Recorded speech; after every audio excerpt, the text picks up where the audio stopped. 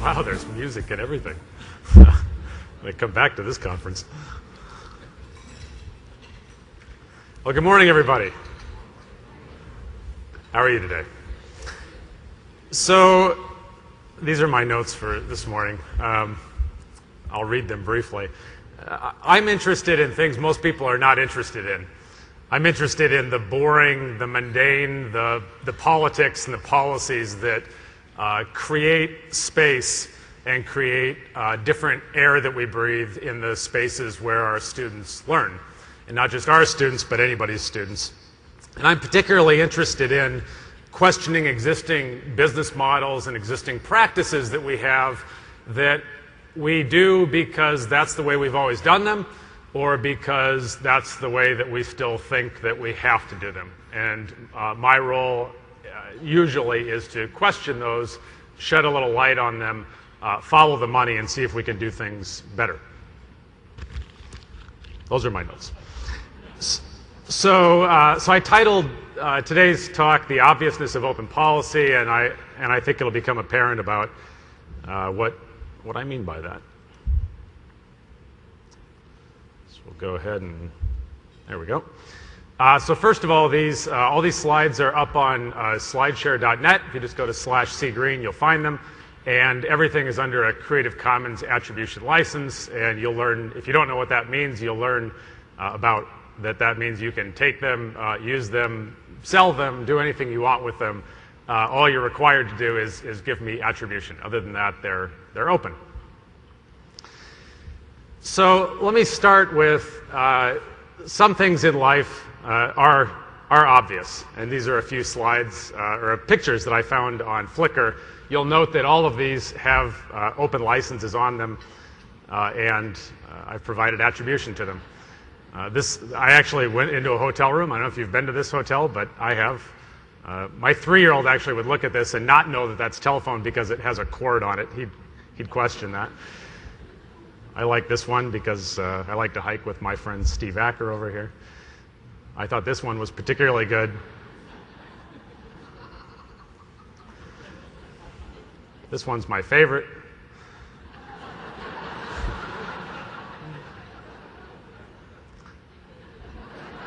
I actually find these helpful when I park my car, but nevertheless, this is where you're located. I don't know if you can read that, but it says, no diving, shallow water.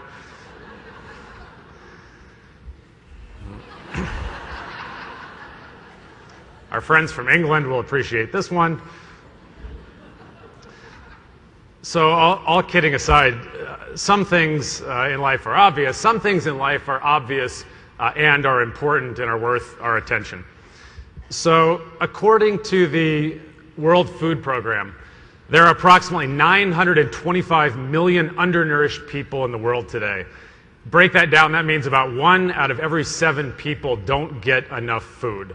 So the question I asked to you this morning is, what if we had a food machine that we could turn on right now, and it would feed everybody in the world? And not only could we turn it on, but the marginal cost of feeding everybody in the world would be very close to zero. It doesn't do any harm to the farmers, so we're not disrupting any businesses. And the net result is that everybody in the world has enough to eat. So the question is, should we turn on this machine? So let's take a vote. Raise your hand if you think we should turn on the food machine. Okay, this is good. Now raise your hand if you don't think we should turn on the food machine, and it's okay for 1 out of every 7 people to not have enough to eat. Okay, so I've got 1 vote for that. So it's obvious, yes, we would turn on the food machine tomorrow if the marginal cost of turning this thing on was 0. So what's my point? I believe, and I'll try to make the case today, that we in fact have a learning machine that is at our fingertips. It's within our power to turn it on. You all know how to turn it on and are the leaders at your institutions. And I'm going to ask you to lead on some particular points. But in order for us to turn on that machine, it's going to require that we have public open policies to provide ongoing, sustainable funding, and we're going to need the necessary cultural change that goes with it. So we'll explore some of those themes today. So I've got an education dream, and the dream's very simple. The dream simply is that everyone in the world can attain all of the education that they desire. But if we're going to do that, it's going to require that the educational resources that we produce are shared and that we spend our limited public investments in public funds wisely. And the world needs this dream to come true, and to come true quickly, if we're going to meet the global need for higher education. Many of you probably know Sir John Daniel. He's the CEO of the Commonwealth of Learning, and I'll let you read the slide. But what do you think the odds are that the world is going to build 4 major universities of 30,000 students each, that being their capacity, to open every week for the next 15 years? Pretty low, right? I don't know about your states. In my state, in Washington, where I live, the budgets are being cut. Public funding for public education continues to decline, and this just isn't in the cards. And yet, you can see what the demand looks like, and the demand is increasing. So the good news is that this isn't just my dream. Many have this dream. And in 2006, Kathy Casterly and Mike Smith of the Hewlett Foundation wrote in Change magazine, at the heart, quote, "At the heart of the movement toward open educational resources is the simple and powerful idea that the world's knowledge is a public good, and that technology in general, and the World Wide Web in particular, provide an opportunity for everyone to share, use, and reuse it." And we're collectively grateful that even though Mike and Kathy have moved on to other positions, there are still leaders at Hewlett that carry this dream forward. And it's not just Hewlett, there are many other foundations that have gotten involved. Open Society Foundation has been both an ardent supporter of OER, open educational resources, and open access, particularly in open science and open journals. The Shuttleworth Foundation, at its core, believes that as information is shared, and the more it is shared, the more people will copy those good ideas, and the world will be a better place in a shorter period of time. Gates, as you've seen over the past several years, has gotten very involved in higher education. Their core belief is that every life has equal value, and that an education is a core part of helping everyone on the planet achieve their potential. Gates, as you may have noticed in their Next Gen Learning Challenges, has required Creative Commons attribution licensing on everything that's produced. Many of you probably know David Wiley, a good friend of mine, who reminds us that if we're not sharing, we are not teaching. UNESCO, one of the several intergovernmental organizations that have gotten involved in this conversation, in 2002, their participants at a summit expressed, quote, their wish to develop together a universal educational resource available to the whole of humanity. And next June in 2012, they will hold a global OER conference and put forth a new declaration on OER to their member states. OECD, another IGO, has a project that asks, why is OER happening, and who is involved, and what are the implications of this? Creative Commons, where I work, our job is to make it easy for all of you and your faculty, and in fact any creator in the world, to share, and to share easily, and to share legally on the web. Our vision is to realize the full potential of the internet, universal access to research, education, full participation in culture, to drive a new era of development, growth, and productivity. And while our licenses make it easy and legal to share, we all know that the core part of any OER definition is that the resource is either under an open license or is in the public domain, so that we can do what my friend David calls the 4 R's: reuse, revise, remix, and redistribute. So as you look at this definition of open educational resources, this concept of open license, or the thing being in the public domain, is key. And I want to emphasize the word "and" being underlined here. We're talking about both free as in free beer, but also free as in freedom. So it's not just the cost of the resource is free. That's important. It's important to accessibility. Many of us who've worked in community colleges and universities know that many of our students do not have the adequate financial means to pay for all of their expenses. So free as in free beer is important, but the free as in freedom is absolutely critical to the Academy as we take these resources and we modify them and we make them better. A few other foundations that are in on this. The Saylor Foundation believes everyone everywhere should have access to a college education. And their website, if you haven't seen it, at saylor.org, provides a zero-cost alternative to those who lack the resources to attend traditional institutions. And these folks just launched an open textbook challenge where they will actually provide awards, I believe up to $25,000, of anyone who has a textbook who's willing to openly license it and share it with anybody in the world at no cost. The Open Courseware Consortium has merged with the Community College Consortium for Open Educational Resources. If you are not yet a member of this organization and you're interested in these topics, I would strongly recommend that you become a member. It's cheap. I think it's $500 a year. It's not a big expense. But these folks also envision a world in which the desire to learn is fully met by the opportunity to do so anywhere in the world. A few years ago, there was a meeting in Cape Town, South Africa. Out of that came the Cape Town Declaration, and the opening lines of the Declaration were, "We are on the cusp of a global revolution in teaching and learning. Educators worldwide are developing a vast pool of educational resources on the internet, open and free for all to use. And these educators are creating a world where each and every person on earth can access and contribute to the sum of all human knowledge." Pretty big declaration. That's just the opening sentence. It goes on. Our open access colleagues, these are folks that are particularly interested in open science, open data, open research articles. Any of you, raise your hand if your institutional budgets have been cut recently. Keep them up if they've been cut for the last 3 years. And have your libraries taken a cut in that process? I believe they have. And what did your libraries do to their journal subscriptions as they cut budgets? Your journals went away, right? Because some of your science journals in particular can go north of $10,000 a year for subscriptions. Your faculty members who are trying to get promotion and tenure are submitting their journals in that process. In many cases, they are required by the publisher to turn their copyright over to the journal. The institution that they work at, because budget cuts are going down, had to cut that journal in many cases out of their library reserves. It is now against US federal law for that professor to use her article in her class. She could be sued by Elsevier, right? Most of us would say this doesn't make a whole lot of sense. So our colleagues in this area, Spark, Right to Research, and all of the universities around the world that are now taking open access pledges. We're not the institution, but the faculty have come together and have said, we are the academy. And our job in the academy is to advance knowledge. Our job in the academy is to share knowledge, and to the extent that that's what we're all about, we will not only publish in the journals, but we will provide a free and openly licensed copy of our research to anybody who would like to access it. And the list goes on and on and on. The open community is large, it is passionate, and it is strong.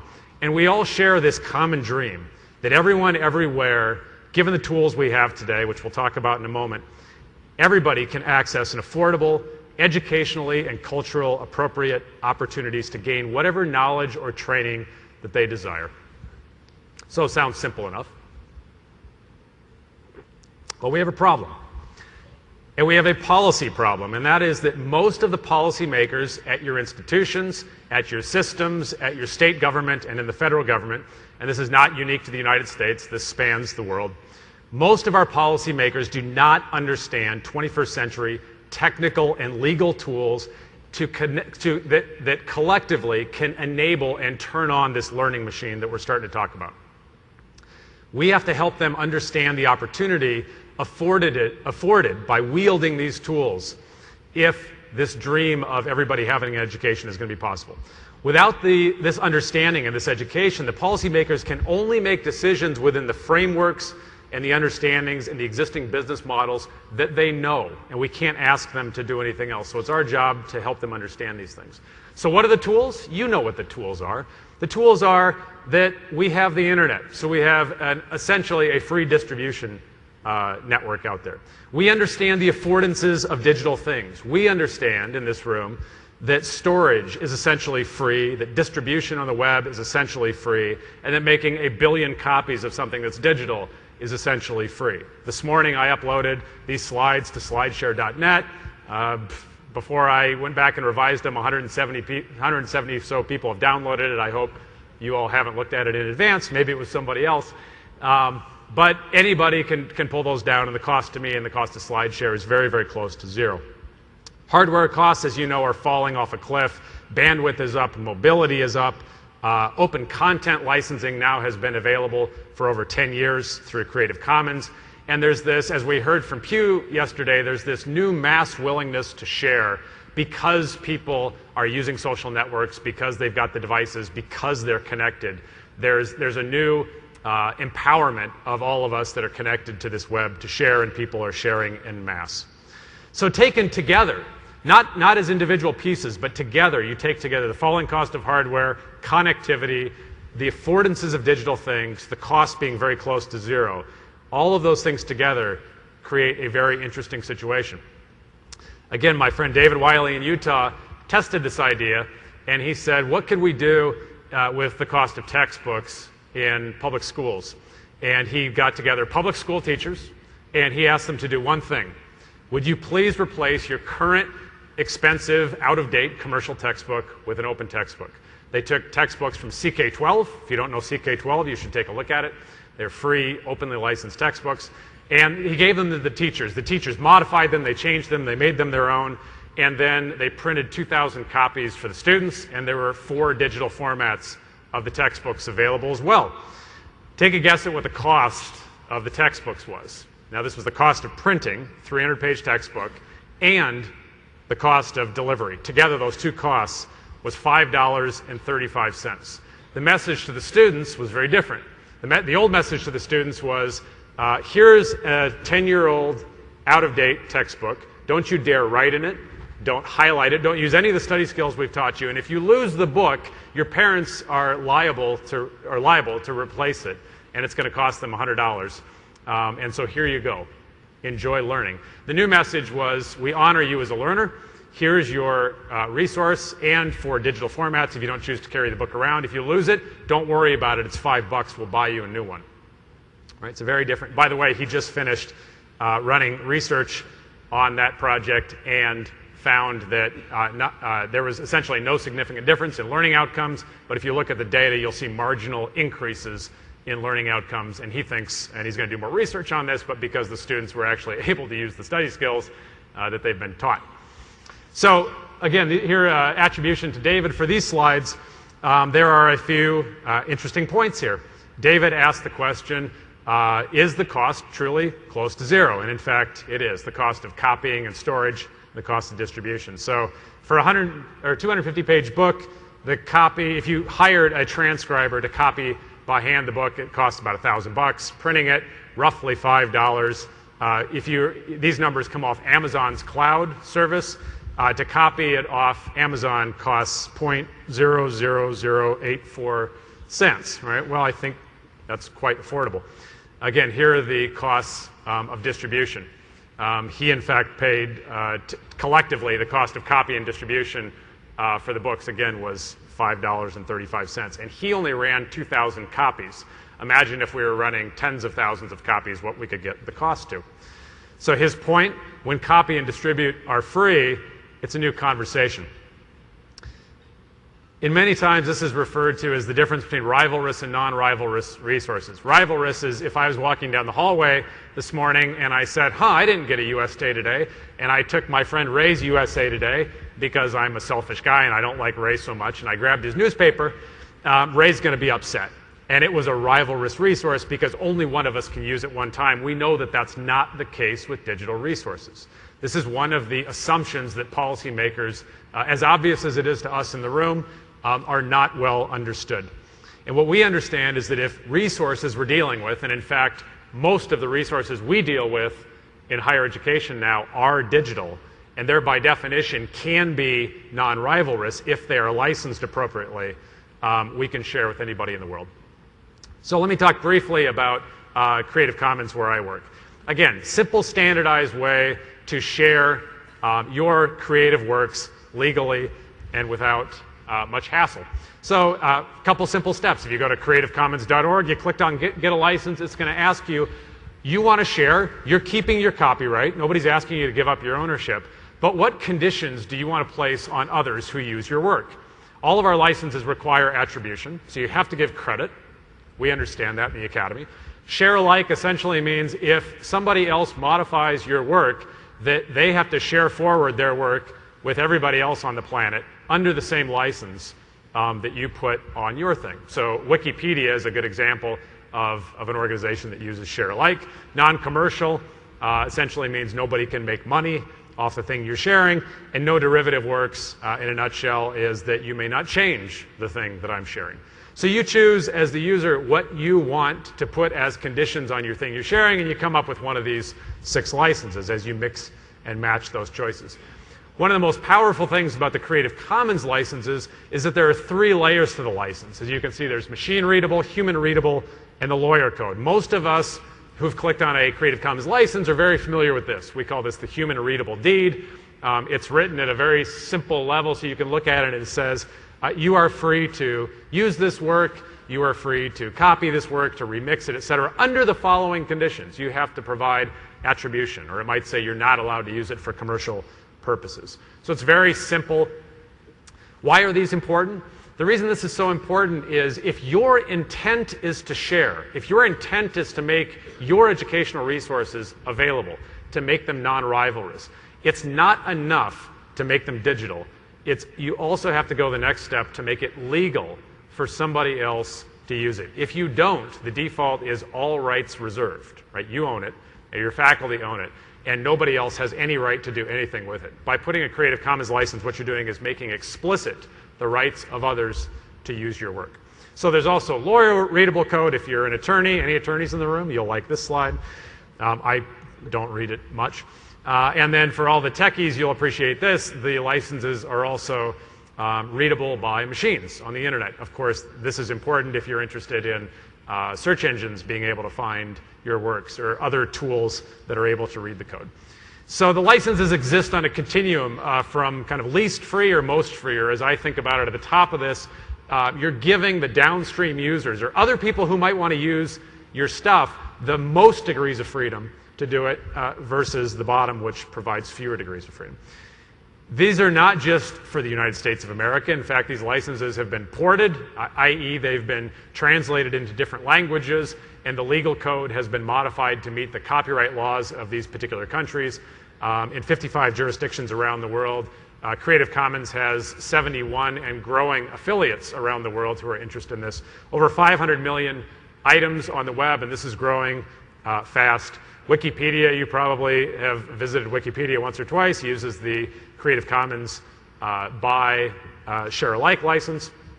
Flickr, another big user. Anybody used Flickr here? You can set your Flickr profile so that every time you upload your images, you can choose which Creative Commons license you want to go. And then, of course, as I was creating my presentation, what I did is I went to Flickr and I used their search and I said, only give me only give me images that are licensed with Creative Commons licenses so that I know that I can legally use them and I can give proper attribution. The White House licenses all of their works with the CC BY license, but here's where it gets interesting. It gets interesting when MIT opened up their 1,900 courses under a Creative Commons license, and they're on their MIT OpenCourseWare website, and all of you can pull down MIT courseware at no cost, and so can anybody else in the world. And if you go to the OpenCourseWare Consortium's website, you'll find hundreds of other universities that are doing exactly the same thing. The foundations, many of them I already mentioned, are starting to require their grantees that says, if you take our money, one of our goals as a foundation is impact. We want this to scale. We want other people to be able to use the great work that you've done. You're going to share. And as a condition of the grant, you will put an open license on what you produce. Back to the machine-readable metadata part of the licenses. You can go to different search engines. In fact, we're working with Google, Bing, and Yahoo right now with a project called the Learning Resource Metadata Initiative. And one of the ideas there is to make educational resources more findable on the web. And this concept of being able to search by license is part of those conversations as well. And when something is openly licensed, you can start to do some really neat things. First of all, you don't have to ask permission because the permission is being explicitly given to others. And so people do crazy things with your stuff, like translate them into other languages, like make them more accessible than you might have had time to make them. And of course, we know that accessibility is part of the law. We don't have a choice, but oftentimes we don't do a good enough job. So one of the reasons to open your materials, in fact, is to leverage a free global labor force who's going to take your works and improve on them in ways that you hadn't thought of or didn't have the resources to do. Another thing that's important is this concept of customization. When there's an open license on a digital work, you can take it and you can change it. You can take pieces of it, and I can take part of that and part of this, and I can remix it together into something new. And then, of course, affordability to our students. This is paramount. Anybody had a student complain about the high cost of textbooks? Right? This is a big deal. And then ask yourself honestly, if you looked at your general education curriculum at your institutions, does it vary by that much?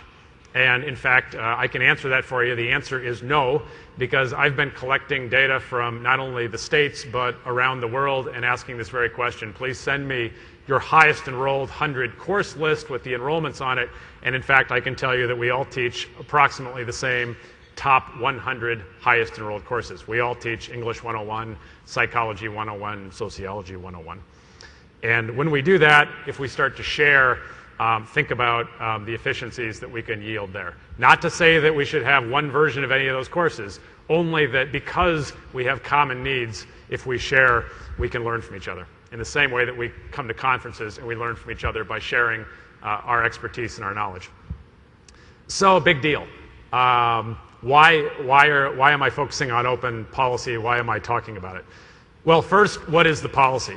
Publicly funded resources should be openly licensed resources. So let me say that again. Publicly funded resources are openly licensed resources. So what does that mean? That means that if taxpayer money, if your money, raise your hand if you're a US federal taxpayer, right, there we go. We pay taxes.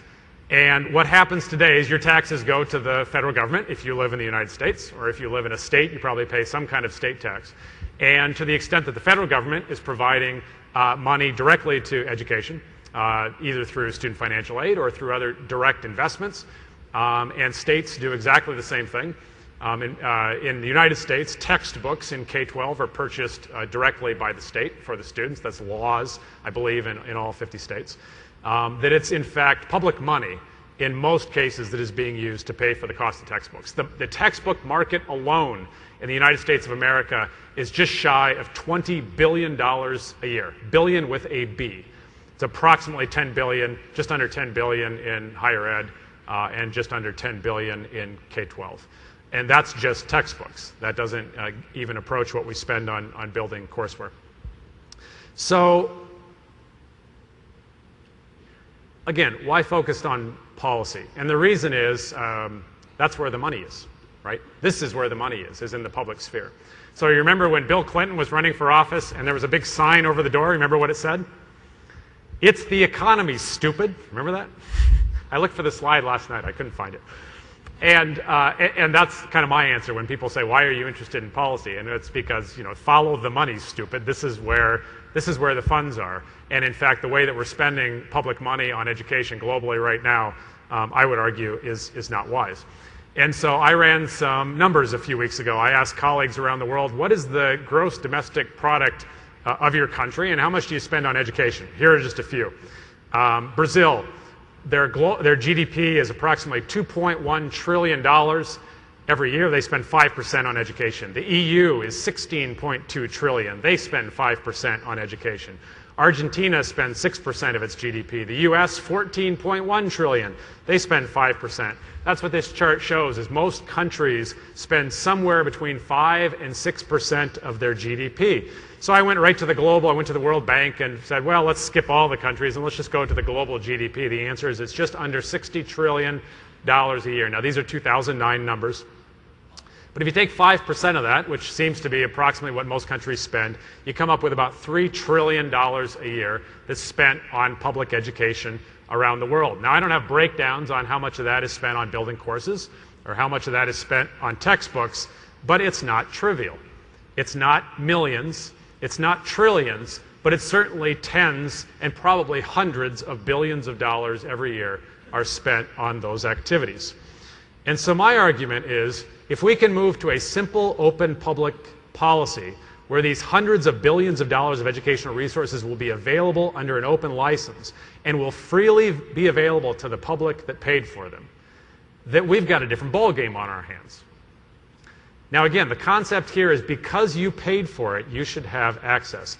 And of course, because governments are involved in setting policy, this role as public policy-making entities, governments are ideally positioned to encourage or mandate recipients of public funding to produce the educational resources that they're building with public funds under an open license, or to put those works directly into the public domain.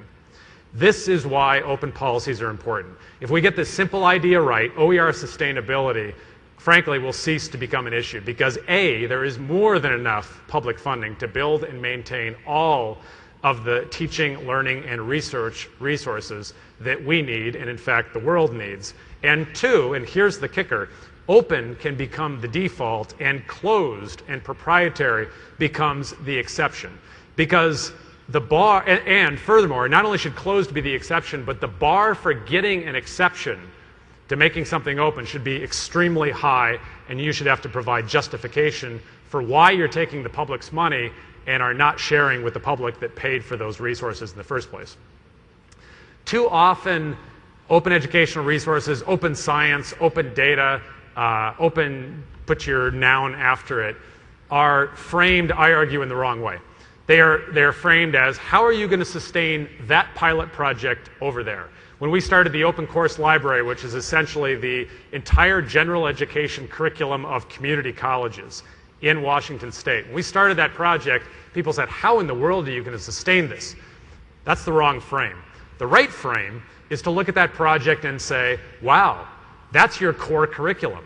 That's the business you're in, is in fact educating. And that's where most of your students take their courses. And so as a matter of business, as a matter of being an educational institution, and in that case, an educational system of 34 colleges, those colleges came together and said very clearly, this is what we do. And in fact, even if we weren't talking about openness and we weren't talking about open licenses, it's a good idea for the citizens of the state of Washington to have access to high quality, affordable curriculum and affordable textbooks that are up to date and current and use the latest technologies and are constantly maintained and updated. That would be a good idea. And even if we weren't sharing with anybody else in the world, it would be a good idea for the 34 colleges in Washington State to share with one another because, hey, we all teach the same top 100 courses. Right? That's the right frame. You think about it in those terms, and sustainability is no longer an issue because either you're in business and you're an educational institution or you're not. And if you're an educational institution, you're going to have a core curriculum and you're going to provide it somehow. So, and furthermore, we even were a little selfish in Washington. We said not only are we only doing this for us, but we are also going to put a Creative Commons attribution license on everything we build. Now, why are we doing that? Why are we sharing the courses with the rest of the world? Primarily for selfish reasons, because we know that when we share, other people are going to find errors in the work. Other people are going to translate it into different languages. Other people are going to make it better. Other people will modify it. And in fact, this is starting to happen. I was in Brazil a few months ago, and I was meeting with the community college leaders in Brazil, and they said, what do you got going on? And I said, well, we got this open course library thing. And they said, can we have it? I said, absolutely. You don't even have to ask. It's got a Creative Commons attribution license on it. I said, but can I ask, what are you intending to do with it? And they said, well, first we're going to translate it into Portuguese. Second, we're going to look for all the errors, because this is your version 1. Clearly it's going to have some errors in it, and it could be made better. And we'll improve on it. And I said, gosh, could we ask a favor? Would you be willing to share it back? And they said, absolutely. So again, the two things we got to think about here is that, A, we as taxpayers, we as the people who fund the public trust, need to get access to what we paid for, so that we're not starting from scratch as we're building our educational resources. And two, we need to shift from, and I'm going to give credit to my friend Steve Acker over here, we need to shift from not invented here to proudly borrowed from there. We have to be willing to share what we produce because we have a collective goal of educating more people to higher levels. And if we're not able to take that second step, I challenge us, and I think we should shame ourselves and ask, are we educators or not? I think that we are, and I think that we're smarter than not sharing. So the policy, good news, is simple to say, and it's also easy to explain and convince the policy actors who make policy of its obviousness. Again, the policy, publicly funded resources are openly educated or openly licensed resources. The implementation of this, You simply require an open license on public funds. You take public money, you're going to share what you build. It's fairly simple. And we've got slogans to go with this. Buy one, get one. Right? That's David Wiley's favorite. Mine is, you should get what you pay for. Or public access to publicly funded resources. And the good news is that the arguments for getting policymakers to understand this are simple and they are compelling. I challenge you to go into any policymaker's office and ask them these 3 questions, and nobody is going to say no to any of these. I don't care what side of the aisle you're on. I don't care what your political bent is. Everybody wants efficient use of public funds. Everybody wants to save students money, and they want to increase access to education. Further good news is that there's an open argument that works with most people, and I found that if you're patient and if you listen, if you work through these, you will find a reason for those individuals you're talking to that will compel them. And if my friend Hal Plotkin from the Department of Education were here, he would remind us that today approximately 5% of the world's population have access to the high-quality, affordable learning opportunities. Well, I should probably drop affordable. High-quality learning opportunities, and 95% of the people in the world do not. And Hal's question is always, where do you think the cure from cancer is going to come from? What are the odds that it's going to come from the 5%, or that there's somebody in the 95% that if given an educational opportunity, if given access to learning resources and learning spaces, might solve some of the world's problems? I'm going to put my money on the 95%, no offense to all of us in the room. So what's possible with open policies? Again, there's huge, huge amounts of money available that we all pay for today globally through taxes to the public that are channeled in ways that are based on 20th century business models. In the United States, we spend approximately $60 billion a year in research grants through the National Institutes of Health and the National Science Foundation and all the other federal agencies. And typically that money goes to your institutions. There's no requirement to share, and either your institution develops what you develop locally and you keep it, or there's some kind of technology transfer where you sell it off to some company that might be the highest bidder. In many cases, the public benefits not from the large amounts of money that you've received. The European Commission said that $638 billion was spent on R&D, and those are 2001 numbers. It has gone up significantly since then. The good news is that there are some policies that are being considered. In the US Congress now, there's something called the Federal Research Public Access Act that would in fact require 11 US government agencies with research expenditures of over $100 million a year to make the manuscripts, the data, and the journals stemming from that research available to the public at no cost after a 6-month period. So what are we able to do if we think in new ways? Well, again, we all teach approximately the same thing, be it in higher education or in K-12. And I would argue that we should start with some simple ideas that are stolen from what you all do on a daily basis. So raise your hand if you're responsible for enterprise technologies at your institution and you launch RFPs and you buy tech, right? We do this all the time. And what we do is we launch RFPs and we say, we will give this contract to the highest bidder under the conditions that we want, and you are work for hire, right? And we're very clear when we buy technology. Why do we not do the same thing when we're buying content, right? In fact, what we do is we say to, in the case of textbooks or the case of journals, typically we are under a perpetual lease where we never own anything and we pay over and over and over, and we're paying with public funds. And in higher education, you might be thinking, we're not paying with public funds. Well, where do you think the student financial aid money is coming from that they're using to buy their textbooks with, right? And you all know what textbooks cost. They are approximately $1,000 a year. The average cost of the highest enrolled 50 textbooks in your college bookstores is $176, right? That money, be it state money or federal money that's financial aid, that's coming out of your taxpayer dollars. We now have a new opportunity in the United States called Common Core. We've got new standards in K-12 where you've got currently 44 states, probably be 47 by the time it's over, that are in a transitional process right now where they're going to be shifting to new textbooks and new curriculum. What an opportunity to have this conversation as K-12 makes that shift. These numbers are low and they are outdated, and they are only for Washington community and technical colleges. This happens to be their highest enrolled course. They have approximately 55,000 students. The number is actually not $100, but again, $176 for the average cost of the highest enrolled textbook. So this number is actually about 8.25 million. So big deal. What does that mean? That means that just the students in Washington State community colleges, not the universities, not your students, not the community colleges across the United States, and not the students in the rest of the world. You get into those numbers, and this number gets a whole lot bigger. Just one system is spending over $8 million a year on one or two books for one course. Does that make any sense when we could do this? I argue that this is commonly referred to as insane behavior, right? If we were smart, we would say, $8.5 million a year. Why don't we launch an RFP for $2 million, and the highest bidder or the lowest bidder that produces the best product in all the technical formats and the print-on-demand formats that we want. We're not going to give up copyright. The state of Washington will hold the copyright. We'll put an open license on the thing so that you all can use it in your states as well.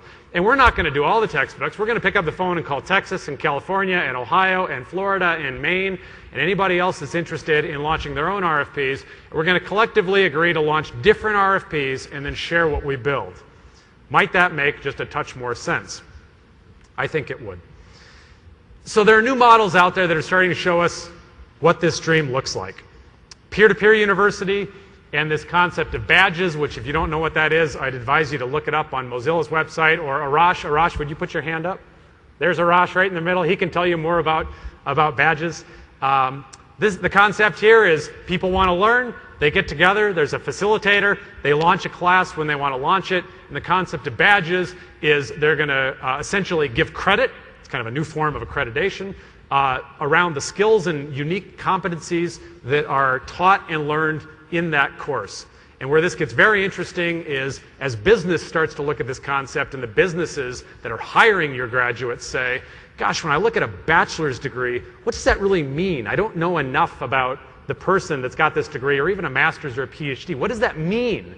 But imagine if you were, you look at a Boy Scout or a Girl Scout that's got all the badges. I can actually look at their badges and I can see the discrete competencies that they've received, and I know exactly what they've done. That's what the concept of badges is about. University of the people. The idea here is that everybody in the world not only has a right, but they can learn, and these folks are using open educational resources and are working with anybody in the world that wants to learn. Western Governors, you're all very familiar with, has dropped the idea of seat time and has dropped the idea of hour-based courses and has moved to competency-based. One of the more interesting, and I think, raise your hand, Empire State College, wherever you are. There you go. Talk to these folks. These folks are smarter than I am about this topic, but they are an anchor institution for OER University. The idea here is to split the difference between the folks who are learning out there in the open on their own and your traditional institutions. And the idea is that as people are learning, they're going to learn all over the world. They're going to learn in traditional institutions. They're going to learn in apprenticeships. They're going to learn on the job. They are going to learn, take an MIT OpenCourseware. They're going to grab open course library courses from Washington. They're going to learn all over the place, but they need a place to come. They need an institution to come to get assessed and to get credit. And that's what these anchor institutions, Empire State College included, will provide. And here are just a few of the other anchor institutions. They are now up to 13, I believe. I think just the other day there was a new one announced, and there's a meeting happening right now in New Zealand to launch this thing. Some countries are way ahead. The United States, frankly, is quite a bit behind. The Netherlands are out in front with their WikiWise project. Brazil has open legislation right now that would require that government-funded resources be made available to the public that paid for them. And it clarifies that if you work for the government in any capacity, what you build will be openly licensed. Poland is also working on legislation around K-12 textbooks. Athabasca College in Canada has a policy that before faculty members build new courses, that first they go out globally and they look for what open educational resources exist before they build anything new and before they buy anything off the shelf, right? It's a different way of thinking. So this is not all peaches and cream. There are challenges. And existing structures, as you all know, are difficult to change. Most educational content business models are still built on gatekeeping models that lock up resources primarily to make them rivalrous, and those models are being challenged today by all of these trends that we've discussed: digital goods, the internet, and the costs approaching zero of digital things. Most recently, some of the existing business models went after California community colleges.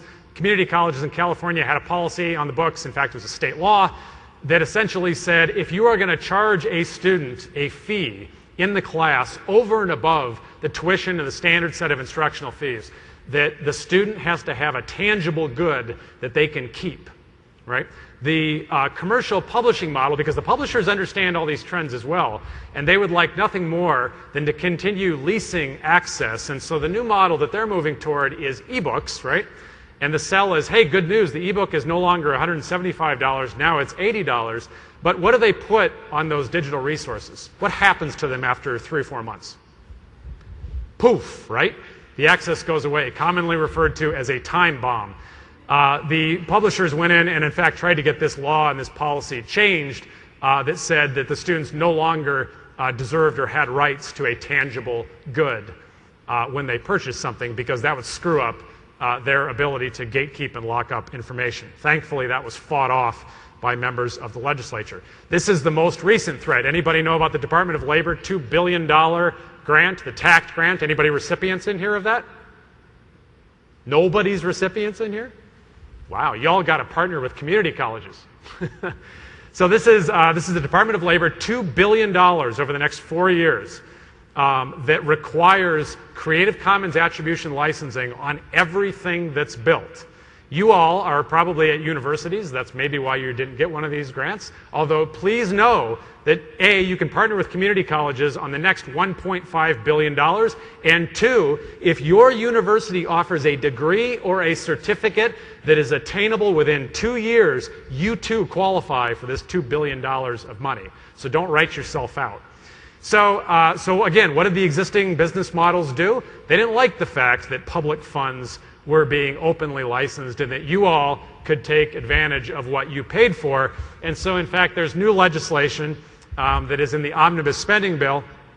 And thank goodness this is so far only in the House of Representatives. But you can read it. It says, none of the funds given out by the Department of Labor may be used to develop anything new until you have gone out and done a complete analysis of everything that's out there in the commercial space. And if anything exists from somebody else, if you have just, if Ray has really got developmental math nailed and he needs a grant to take it to the next level and he's willing to share, the answer here would be, sorry Ray, you can't use public money to do that because Pearson or McGraw or somebody else can sell you developmental math.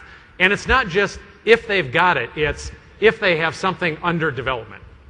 Okay? So the answer to Ray could be, well, actually, we're going to build developmental math, and so I'm sorry you can't have a grant.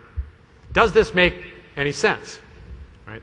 I would argue these are existing business models that are quite happy with the way that things are. They're quite happy with the way that the public money flows, and they don't like this change at all. So what might our strategy look like? The strategy, again, very simple, is we require that publicly funded goods either go into the public domain or they have an open license on them. And the change of rules that we need to remember is to take a lesson out of Clayton Christensen's disruptive playbook, which is you don't play by the existing rules. You don't play by the rules of the incumbent. You play by the new rules. And we all know what the new rules are.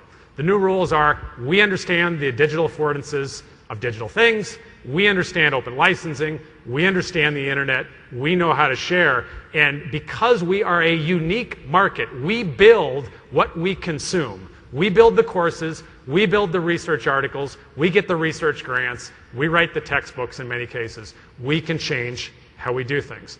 Again, in Washington State, what we said was to the publishers, we will have textbooks that are under $30 for our entire core curriculum in the open course library. If you would like to partner with us on that, you're our new best friends. If you choose not to, stay out of our way because we will have textbooks under $30. And in fact, that's exactly what they did. So again, most policymakers still exist in this world and in these terms when thinking about education. The Iron Triangle was a research report where they sat down and worked with presidents and said, what are your concerns? The president said, these are our concerns, and these 3 missions are in tension, right? You've got to give us more money if access is going to go up, et cetera. And I would argue that the constraints of the Iron Triangle are based in a world of rivalrous digital resources and do not think creatively about these new tools that we have at our fingertips. And so we have to think bigger and make smarter decisions collectively. On December 1st, 1862, 1 month before signing the Emancipation Proclamation, President Lincoln sent a long message to the U.S. Congress, and in that message he said, and I quote, "The dogmas of the quiet past are inadequate to the stormy present.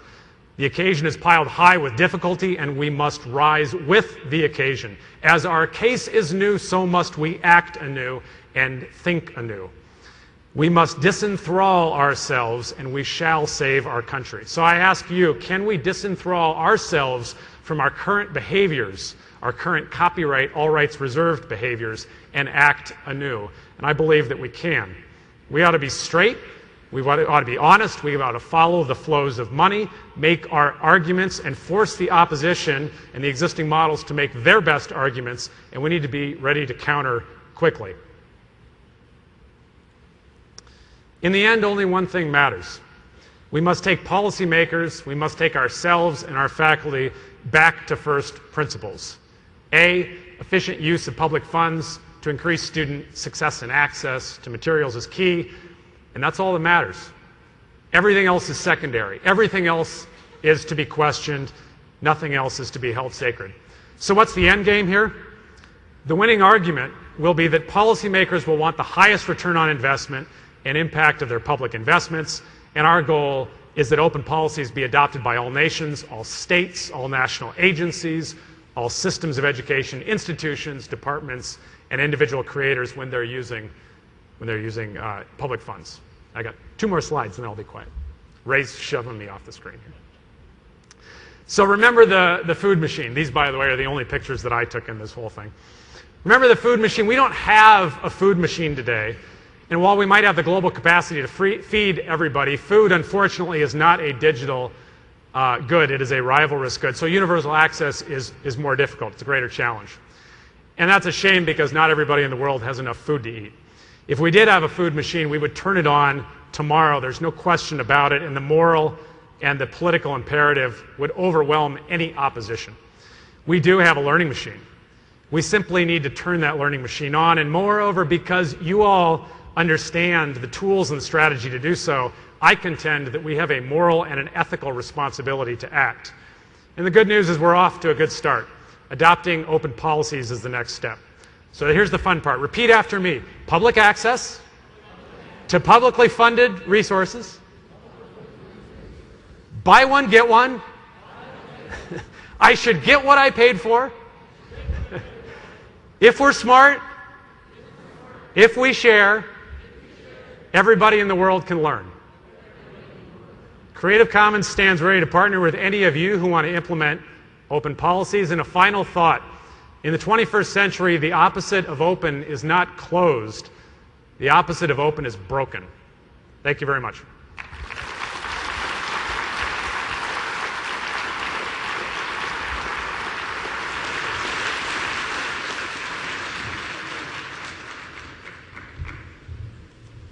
Well, thank you very much, Kay. Well, what a wonderful, thoughtful presentation. It's one I think that we all ought to ponder as we move through the conference. What is the impact of open? What are our responsibilities? What are our obligations? But also, what are the opportunities, and how will this, in this current economic environment, impact all of our institutions? We have coming up in just about 3 minutes, we will have a networking session, one of several that we've scheduled at this conference. I will note that they are in your schedule. We have them not only now, but also this afternoon and in the next day. Very briefly, the announcements are that we want to thank our Coast to Coast Platinum sponsor, Bisq Education, for sponsorship of the continental breakfast that we all enjoyed, and this plenary address by Dr. Cable Green. We'd also like to recognize the Coast to Coast Platinum sponsors who provided sponsorship of the various resource areas, the email lab from Colloquy, the Speaker Ready area by Blackboard, the information kiosks by Sumo Publishing, laptops by Newton, and take a look at the schedule at a glance, as I think we all are looking now. As I look across the room, we all are looking ahead. Those brief handouts, schedule at a glance, sponsored by Echo 360. So, coming up next then is our networking session. Just two reminders for those who came in late. If you have not received your reservation for the Epcot dessert activity this evening, it's going to be a wonderful event. You know if you have reservations, if you have one of those green wristbands. If you don't, stop by the registration area. We have a little lottery going for those who did not register, if now you want to do that. We have two editions. The Reality of Virtual Worlds will be today at 10:40 in Oceanic 3, and a complete digital course material solution from MBS Direct at 1:40 in Europa 10. So thank you very much. I hope that you enjoyed the day, and looking forward to seeing you in the exhibit hall.